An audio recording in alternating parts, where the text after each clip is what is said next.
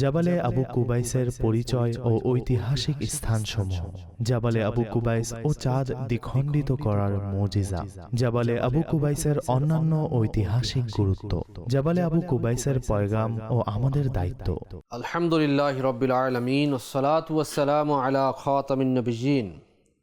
আম্মা বা'দ ফাআউযু বিল্লাহি মিনাশ শাইতানির রাজীম। বিসমিল্লাহির রহমানির রহিম। আসসালাতু ওয়াসসালামু আলাইকা ইয়া রাসূলাল্লাহ ওয়া আলা আলিকা ওয়া আসহাবিকা ইয়া হাবিবাল্লাহ। আসসালাতু ওয়াসসালামু আলাইকা ইয়া নবিয়্যাল্লাহ ওয়া আলা আলিকা ওয়া আসহাবিকা ইয়া নূরাল্লাহ।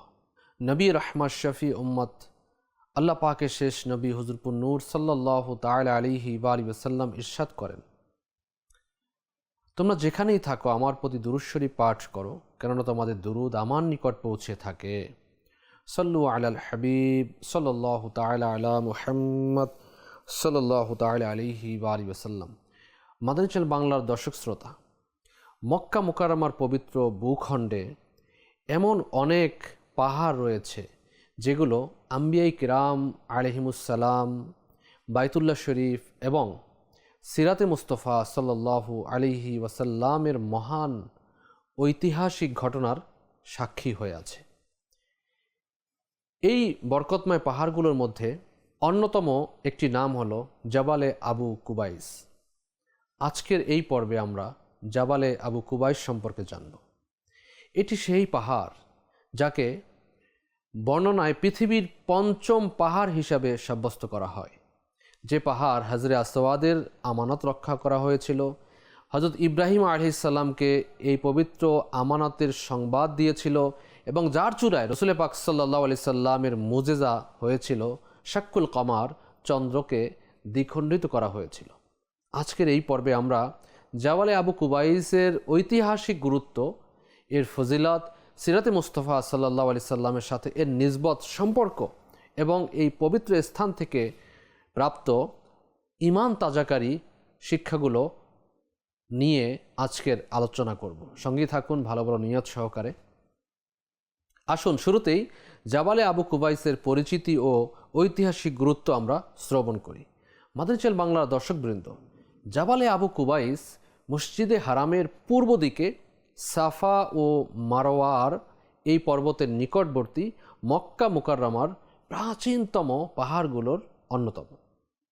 পূর্ববর্তী বুজুর্গগণ এটিকে পৃথিবীর প্রথম পাহাড় বলেও অভিহিত করেছেন। এই কারণে ইসলামী ইতিহাসে এর এক অনন্য মর্যাদা রয়েছে। এই পাহাড়কে অর্থাৎ জাবালে আবু কুবাইসকে আল আমিন বলেও অভিহিত করা হয়ে থাকে। উলামায়ে কেরাম বর্ণনা করেন যে হযরত নূহ আলাইহিস সালামের যুগে যখন মহাপ্লাবন হয়েছিল, তখন আল্লাহর হুকুমে হাজরে আসওয়াদকে এই পাহাড়েই নিরাপদে সংরক্ষণ করা হয়েছিল। ইতিহাসের কিতাবসমূহে বর্ণিত আছে, হযরত আদম আলাইহিস সালাম কাবার যে কাঠামো নির্মাণ করেছিলেন তা নূহ আলাইহিস সালামের প্লাবন পর্যন্ত বিদ্যমান ছিল এবং প্লাবনের সময় তা আসমানে তুলে নেওয়া হয়।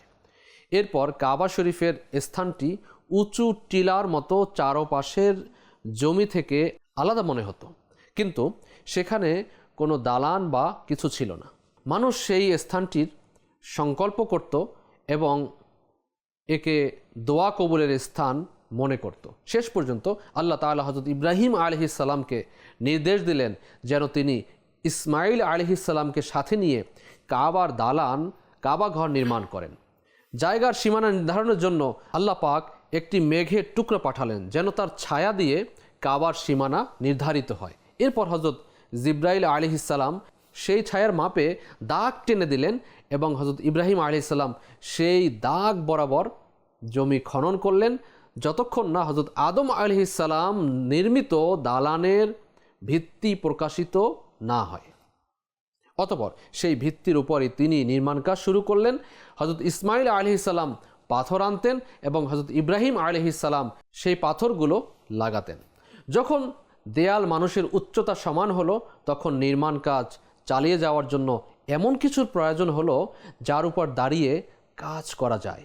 তখন হযরত ইসমাইল আলাইহিস সালাম জাবালে আবু কুবাইসে পাথর খুঁজতে গেলেন পথে হযরত জিবরাইল আলাইহিস সালামের সাথে সাক্ষাৎ হলো।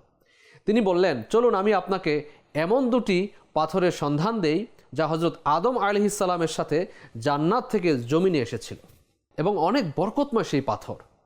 তিনি পাথর দুটি বের করে দিলেন, একটি হযরত ইব্রাহিম আলাইহিস সালাম এর জন্য এবং অন্যটি কাবা শরীফের কোণে দরজার ডান পাশে লাগানোর জন্য দিলেন, যেন তাওয়াফকারীরা সেটি চুম্বন করে তাওয়াফ শুরু করতে পারে।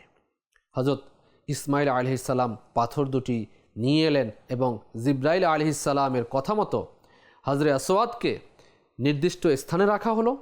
অন্য পাথরটির উপর দাঁড়িয়ে ইব্রাহিম আলাইহিস সালাম নির্মাণ কাজ সম্পন্ন করলেন। নির্মাণ চলাকালীন সময়ে ইব্রাহিম আলাইহিস সালাম ইসমাইল আলাইহিস সালাম এই দোয়া করেছিলেন, রব্বানা তাকাব্বাল মিন্না ইন্নাকা আনতাস সামিউল আলিম। হে আমার রব, আমাদের পক্ষ থেকে কবুল করুন, নিশ্চয়ই আপনি শ্রবণকারী ও সর্বজ্ঞ।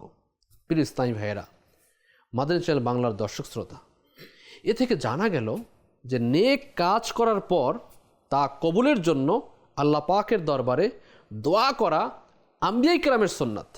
আমাদের উচিত যখন আপনি নেক আমল সম্পাদন করবেন, নামাজ পড়লেন, নফল নামাজ করলেন, অন্য যে কোনো নেক আমল, তা কবুলের জন্য আল্লাহ পাকের নিকট দোয়া করা, ফরিয়াদ করা। ইনশাআল্লাহুল করিম এ দোয়ার বদৌলতে আল্লাহ তাআলা আপনার এই ইবাদতকে কবুল করবেন। হযরত আব্দুল্লাহ ইবনে আব্বাস রাদিয়াল্লাহু তাআলা আনহুমা থেকে বর্ণিত, রাসূল আকরাম সাল্লাল্লাহু আলাইহি ওয়াসাল্লাম ইরশাদ করেন, হজরে আসওয়াদ জান্নাত থেকে অবতীর্ণ হয়েছে। কোনো কোনো বর্ণনায় এই স্থানটিকে হজরে আসওয়াদের অবরোহণ ও সংরক্ষণের সাথে সম্পৃক্ত বলে বর্ণনা করা হয়েছে। মাদানী চ্যানেল বাংলার দর্শক শ্রোতা, এজন্যই জাবালে আবু কুবাইস প্রাচীন কাল থেকেই দোয়া কবুলের স্থানগুলোর অন্যতম বলে গণ্য হয়ে আসছে। উল্লেখ রয়েছে যে মক্কা মুকাররমায় যখন অনাবৃষ্টি বা দুর্ভিক্ষ দেখা দিত, তখন পশু পাখি এই পাহাড়ের চূড়ায় জড়ো হয়ে আল্লাহ তাআলার দরবারে বৃষ্টির জন্য দোয়া করত এবং এই মুবারক স্থানের ওসিলায় রহমতে ইলাহির আশা রাখত।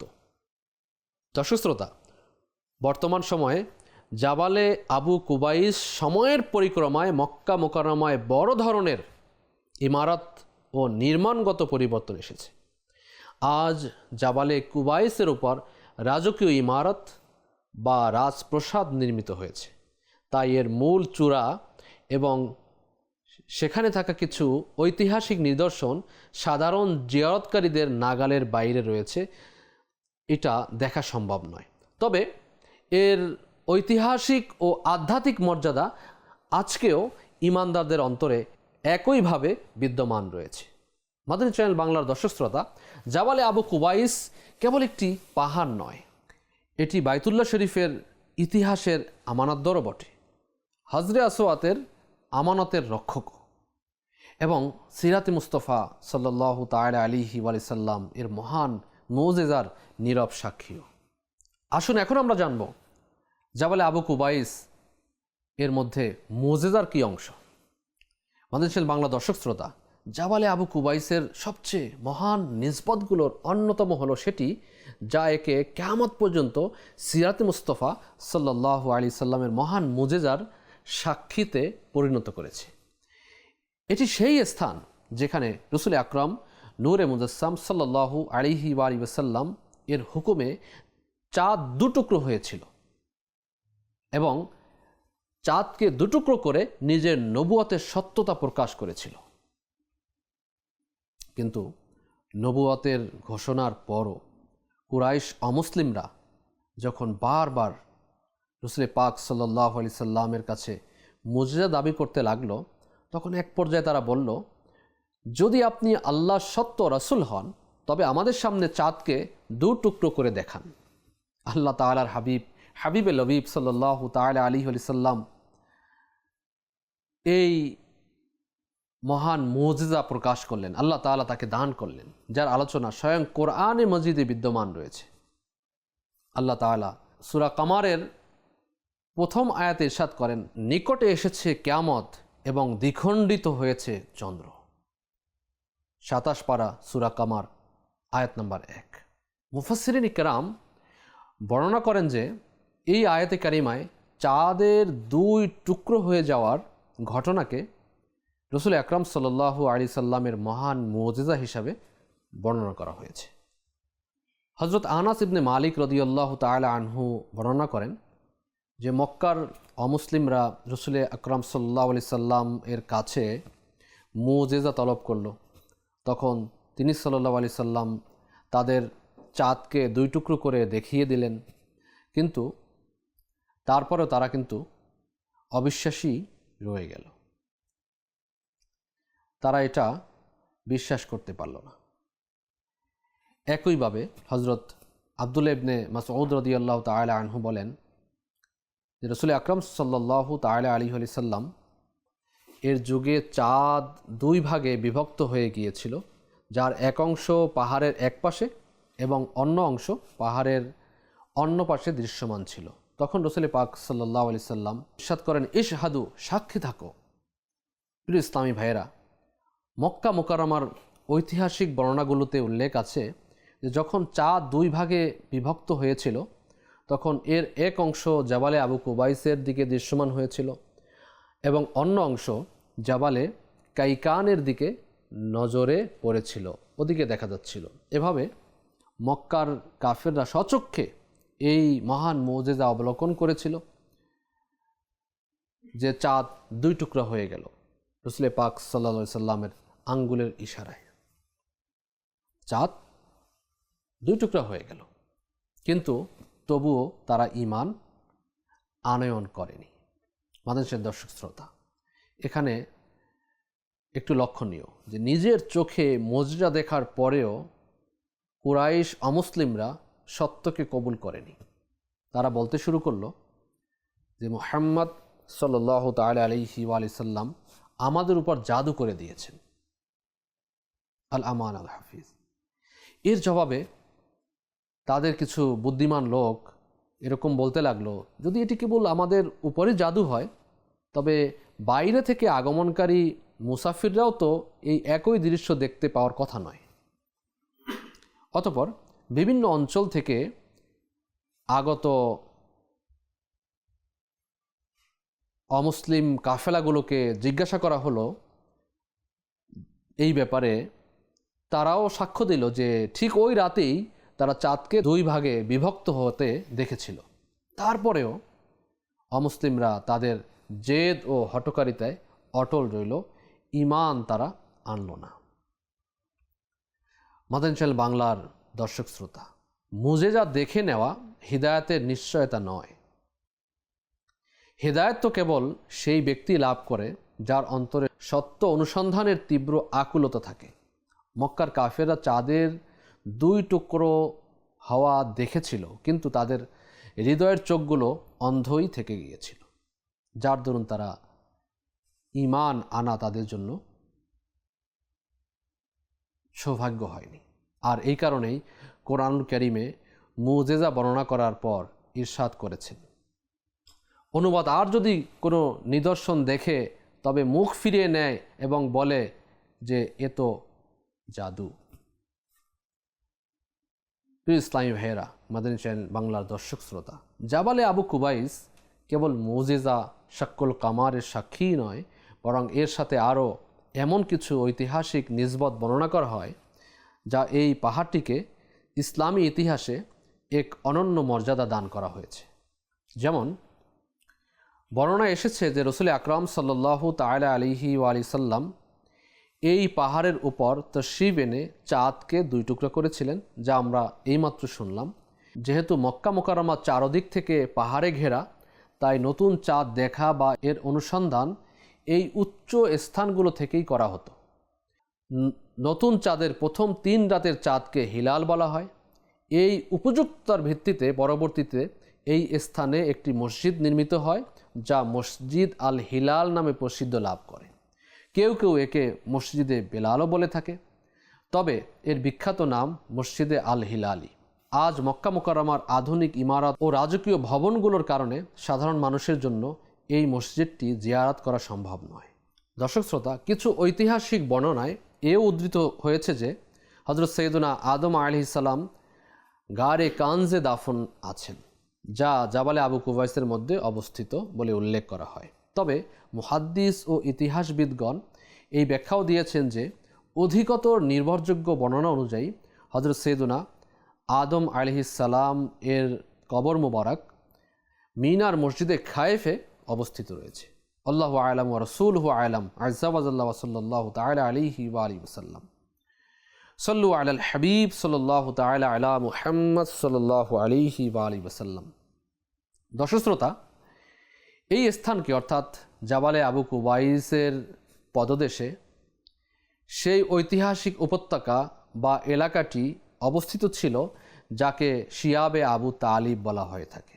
এটি সেই স্থান যেখানে নবুয়ত ঘোষণার পর বনি হাশিম এবং রাসূল আকরাম সাল্লাল্লাহু আলাইহি সাল্লাম কুরাইশ কাফেরদের নিষ্ঠুর সামাজিক ও অর্থনৈতিক বয়কটের সময় প্রায় ৩ বছর অত্যন্ত ধৈর্য ও অবিচলতার সাথে অতিবাহিত করেছিলেন। আধুনিক গবেষণালব্ধ সমীক্ষা অনুযায়ী শিয়াবে আবু তালিব বাইতুল্লাহ শরীফ থেকে প্রায় ৩০০ মিটার দূরত্বে অবস্থিত একটি উপত্যকা ছিল, যার এক পাশে জাবালে আবু কুবাইস এবং অন্য পাশে জাবালে খান্দামা অবস্থিত ছিল।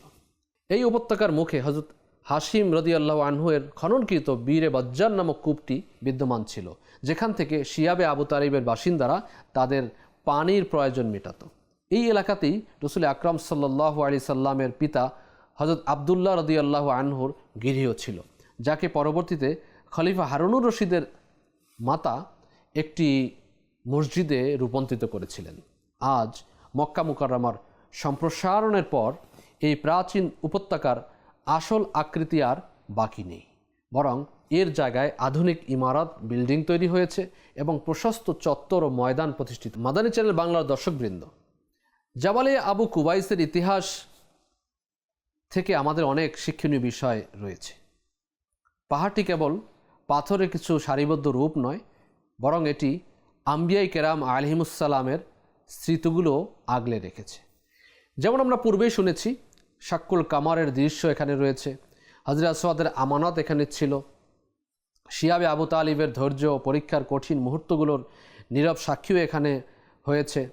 এই সমস্ত নিসবত আমাদেরকে মনে করিয়ে দেয় যে মক্কা মুকাররমার প্রতিটি পবিত্র স্থান সিরাতে মুস্তাফা সাল্লাল্লাহু তাআলা আলাইহি ওয়া সাল্লামের কোনো না কোনো দীপ্তিময় অধ্যায়ের সাথে ওতপ্রোতভাবে জড়িত সম্পর্ক রয়েছে, নিসবত রয়েছে। আর সেজন্যই তো আজকের জাবালে আবু কুবাইসকে আমরা সম্মান করি, শ্রদ্ধা করি, ভালোবাসি, তার আলোচনা আমরা করছি।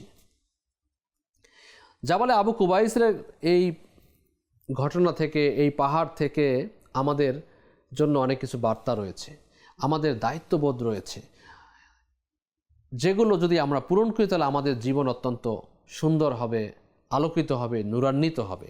জাবালে আবু কুবাইসের ইতিহাসের দিকে দৃষ্টিপাত করলে যেগুলো আমরা নিসবতগুলো শ্রবণ করেছি, সেগুলো কিয়ামত পর্যন্ত ঈমানদারদের জন্য চিরস্মরণীয় হয়ে থাকবে। এই জাবালে আবু কুবাইসের পাদদেশে ইসলামের প্রাথমিক যুগে ইতিহাসে অত্যন্ত গুরুত্বপূর্ণ ঘটনাবলী সংঘটিত হয়েছিল। এই সমস্ত নিসবত আমাদের স্মরণ করিয়ে দেয় যে আল্লাহ পাকের দরবারে সম্মান ও মর্যাদার মানদণ্ড কেবল বাহ্যিক ঝাঁকজমক বা বরত্ব নয়, বরং তার প্রিয় হাবিব, তার প্রিয় বান্দাদের সাথে সম্পর্ক ও নিসবতই হলো আসল মাপকাঠি। মুজিজাগুলো ঈমানদারদের জন্য বিশ্বাসের উৎস। আল্লাহ রসুল সাল্লাল্লাহু আলাইহি সাল্লামের মুজিজা শাক্কুল কামার, আল্লাহ তাআলা তার প্রিয় নবী সাল্লাল্লাহু আলাইহি সাল্লামকে এমন সব নিদর্শন দান করলেন যা মানবীয় বুদ্ধিকে হতবাক করে দেয়, কিন্তু ঈমানদারগণ সেগুলোকে সত্য অন্তরে বিশ্বাস করে গ্রহণ করে আল্লাহ পাকের সন্তুষ্টি অর্জন করেন। আল্লামা ইসমাইল হাক্কি রহমতুল্লাহ আলাই বলেন, চাঁদের ফেটে যাওয়া বা দ্বিখণ্ডিত হওয়া নবী করিম সাল্লাল্লাহু আলাইহি সাল্লামের এক উজ্জ্বল ও অকাট্য মুজিজা, যা সাহাবাই কেরাম আলাইহিম রিদওয়ানগণ এক বিশাল জামাত বর্ণনা করেছেন। একইভাবে আল্লামা আলুসি রহমতুল্লাহ আলাই লিখেছেন, আহলে সুন্নাতের নিকট শাক্কুল কামার একটি বাস্তব মুজিজা, কোনো সাধারণ স্বপ্ন বা রূপক বিষয় নয়। রুহুল মাআনির মধ্যে সূরা কামারের তাফসিরের মধ্যে এসেছে। প্রিয় ইসলামী ভাইয়েরা, মাদানী চ্যানেল বাংলা দর্শক শ্রোতা, জাবালে আবু কুবাইস আজও নীরবে আমাদেরকে এই শিক্ষা দেয় যে আল্লাহ তাআলার ক্ষমতা সীমাহীন ও হিসেবের বাইরে, এবং তার হাবিব সাল্লাল্লাহু তাআলা আলাইহি সাল্লাম এর মুজিজাগুলো সত্য। আল্লাহ তাআলা আল্লাহ রসুল সাল্লাল্লাহু আলাইহি সাল্লামকে যে ক্ষমতা, যে শক্তি দান করেছেন, এবং যে ব্যক্তি ইখলাসের সাথে সত্যের সন্ধান করে, আল্লাহ তাআলা তার অন্তরকে নূরে ঈমান দ্বারা প্রজ্বলিত করে দেয়। আল্লাহ তাআলা আমাদের কোরআনুল কারীমের উপর পূর্ণ ঈমান আনার এবং রসুল পাক সাল্লাল্লাহু আলাইহি সাল্লামের মুজিজার উপর দৃঢ় বিশ্বাস রাখার, পবিত্র স্থানগুলোর সম্মান বজায় রাখার এবং সিরাতে তৈয়বা দ্বারা নিজের জীবনকে সুসজ্জিত করা তৌফিক দান করুন। আমিন বিজাহি খাতামিন নবিয়িন সাল্লাল্লাহু আলাইহি ওয়া সাল্লাম। জাবালে আবু কুবাইস এটি একটি পাহাড়, যা এখন হয়তো আমরা মক্কাতুল মুকাররমাতে গেলে আমাদের দৃষ্টিগোচর হবে না। আমরা শুনলাম যে সেখানে ইমারত নির্মিত হয়েছে, সেখানে আলিশান বিল্ডিং নির্মিত হয়েছে, সেখানে যে মসজিদে হিলাল তাও এখনও আমাদের দেখার বাইরে, কারণ ওখানে ঢোকার এবং দেখার কোনো অপশন আমাদের মধ্যে আর নেই, আমরা দেখতে পারবো না। কিন্তু মনে রাখবেন, আকাবিরে আহলে সুন্নাতগণ, আশিকে রসুলগণ সেখানে গিয়ে কমপক্ষে জাবালে আবু কুবাইস এর ওসিলা নিয়ে দোয়া করেন, কেননা এটা দোয়া কবুলের একটা স্থান। একটা হচ্ছে মনে রাখবেন, রসুল পাক সাল্লাল্লাহু তাআলা আলাইহি সাল্লাম যেখানে তাশরিফ এনেছেন, যেখানে সিজদা করেছেন, যেখানে নামাজ আদায় করেছেন, যেখানে দাঁড়িয়েছেন, যেখানে বসেছেন, যা মোবারক হাত দ্বারা স্পর্শ করেছেন, এবং যেই পাথরগুলো রসুল পাক সাল্লাল্লাহু আলাইহি সাল্লাম মোবারক কদম মোবারক চুমু দিয়েছেন, সকল স্থানে দোয়া কবুল হবে। এবং সেই স্থানগুলো আশিক রসুলদের জন্য একটি ঈমানের খোরাক, অন্তরের প্রশান্তি। সেখানে গেলে ঈমান তাজা হয় এবং রসুল পাক সাল্লাল্লাহু আলাইহি সাল্লামের মোহাব্বত, ভালোবাসা বৃদ্ধি পায়। ইসলামের প্রতি আরও আনুগত্যশীল হওয়া যায়, যে রসুল পাক সাল্লাল্লাহু আলাইহি সাল্লাম কিভাবে আমাদের জন্য এই ইসলাম আমাদের কাছে পৌঁছিয়েছেন। সুবহানাল্লাহি বিহামদি, কত কষ্ট করেছেন, কিভাবে করেছেন, কেমনে করেছেন, এগুলো যখন স্বচক্ষে দেখে, এর ইতিহাস যখন শ্রবণ করে, তখন মানুষ স্তব্ধ হয়ে যায়। কিছু সময়ের জন্য নিস্তব্ধ হয়ে গিয়ে তার চোখ দিয়ে অঝরে পানি বের হয়ে যায়। আল্লাহ পাকের দরবারে অবনত চিত্তে সেজদায় লুটিয়ে পড়ে, রসুল পাক সাল্লাল্লাহু আলাইহি সাল্লামের শানে দুরূদ ও সালাম পেশ করে। মহান রব তাআলা আমাদেরকে এই সকল মুকাদ্দাস স্থানের ওসিলাতে বেহিসাব মাগফিরাত দান করুন, ঈমান ও আফিয়ত নসিব করুন, জান্নাত নসিব করুন। নবী পাক সাল্লাল্লাহু আলাইহি সাল্লামের ইশক মোহাব্বত দ্বারা সিনা ভরপুর হয়ে যাক, আমাদের ইখলাস নসিব হোক, আমাদের যাবতীয় পেরেশানিগুলো দূর হোক, আমাদের আর্থিক সংকটগুলো দূর হয়ে যাক, আমাদের পারিবারিক বন্ধনগুলো অটুট থাকুক। প্রিয় ইসলামী ভাইরা, আজ এ পর্যন্তই। আমরা নেক্সট পর্বে আপনাদেরকে নিয়ে যাব আরেকটি মুকাদ্দাস স্থানে। তখন সঙ্গেই থাকুন, মাদানী চ্যানেল দেখতে থাকুন, 5 ওয়াক্ত নামাজের পাবন্দি করতে থাকুন।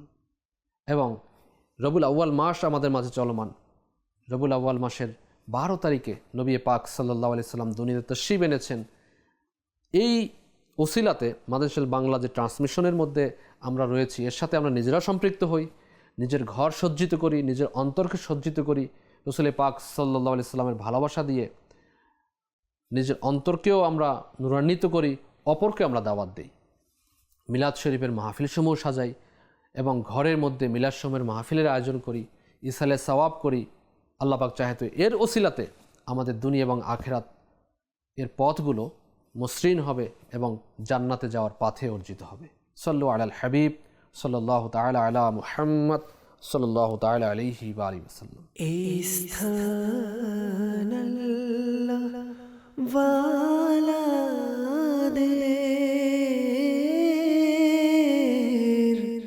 সংস্পর্শের কারণে